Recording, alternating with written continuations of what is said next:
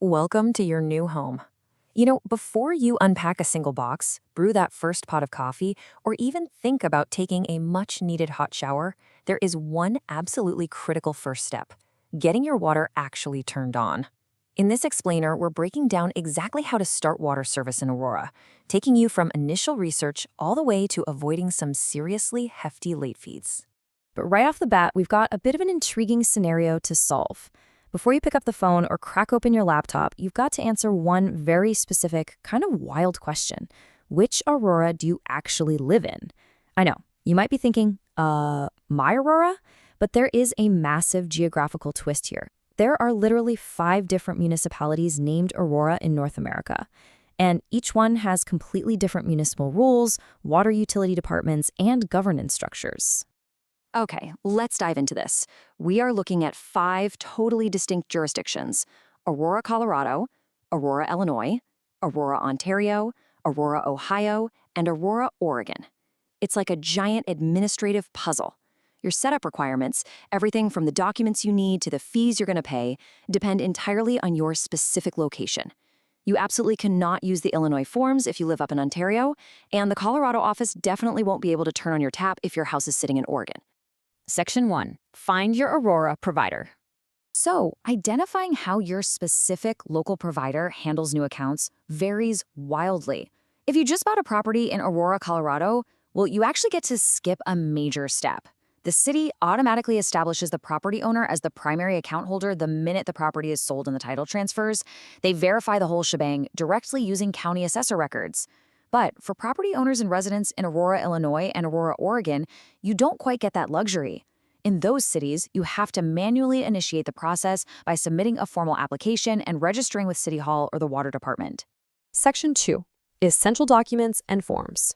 If you find yourself in one of those jurisdictions that requires manual registration, you can't just call them up and say, hey, turn it on. You need hard proof. Regardless of whether you own or rent, everyone needs a valid photo ID. But honestly, that's where the similarities end. For property owners, the city wants to see verifiable proof of ownership. Think your property deed or a closing disclosure statement. The really good news for owners, usually there is 0 upfront security deposit required. Now for rental tenants, things are a bit more strict. You're going to need to present a signed copy of your lease or rental agreement, and crucially, you will almost always have to put down a security deposit before that water starts flowing. So how much is that deposit? Well, in Aurora, Illinois, rental tenants have to pay a mandatory $100 security deposit. The city basically holds on to this $100 for the entire duration of your lease, and it's only applied to your final water bill when you eventually move out.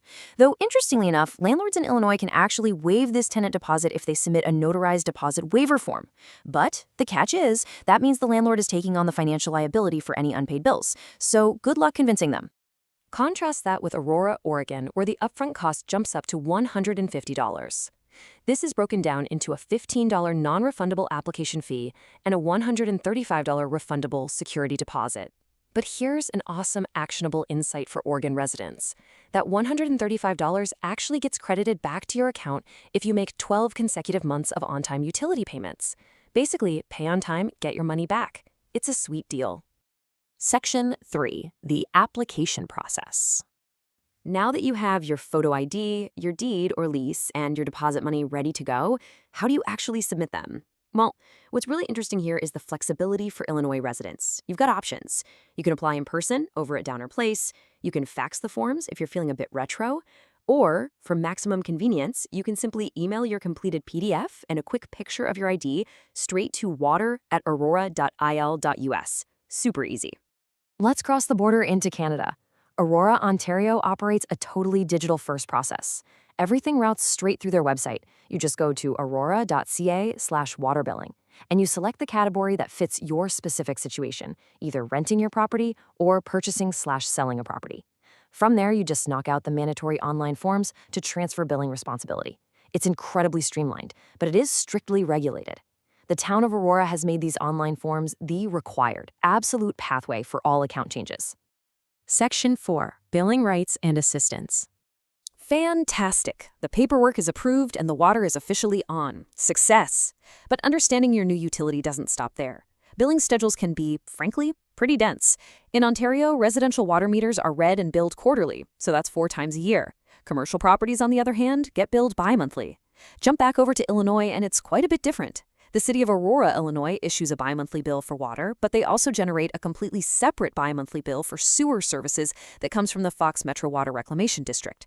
Knowing this upfront totally prevents that moment of panic when you think you're being double charged by a second envelope arriving in the mail. And, if managing those fluctuating bills feels like a bit of a challenge, Colorado offers this great budget billing option, which allows customers to smooth out their payments over the year. Even more importantly, Colorado features the Aurora Water Cares program. If a customer is facing a medical crisis, maybe a sudden job loss, or another severe financial challenge, this program provides absolutely vital assistance to help keep their water running. And you can easily apply for this virtually right through their online portals. Section 5, Managing Payments and Fees.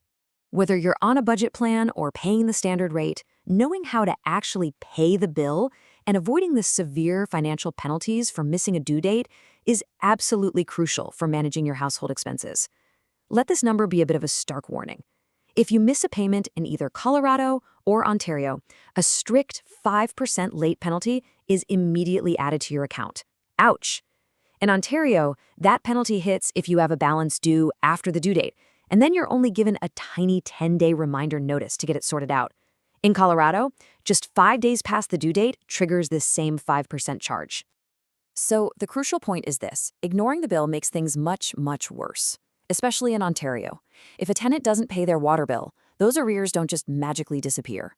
The unpaid balance actually becomes the property owner's responsibility. It gets transferred directly to the owner's property tax account, and a $61 administrative charge is tacked right on top for the trouble. It can even result in a lien against the property. Seriously, don't ignore the bills. Section 6, Troubleshooting and Customer Support. All right, we've covered the administrative hurdles and the financial realities. But what happens when things physically go wrong? A sudden leak, a billing dispute, or an unexpected shutoff. Let's check out our support options and see how this works across the different cities. In Colorado, they offer a highly connected system. For routine management, you just use the SpryEngage online portal. But if you have an after-hours emergency, say a major pipe bursts or you need an immediate water reconnect between 5 p.m. and 7 a.m., they actually have a dedicated 24/7 hotline. That's 303-739-6772. For your standard, daytime general inquiries, you'd call 303-739-7370. If you're in Illinois, troubleshooting is quite literally right in your pocket. Residents have the total convenience of using the My Aurora 311 mobile app. It's the official citizen application for Aurora, Illinois. It's available on both the App Store and Google Play, making it incredibly easy to report issues and connect directly with city services without ever having to wait on hold. In wrapping up our support roundup in Ontario, your main line is 905-727-1375 for general customer service, or you can utilize their extensive online forms. But here is a massive tip for Ontario residents. The town of Aurora does not, I repeat, does not accept credit card payments directly for water bills.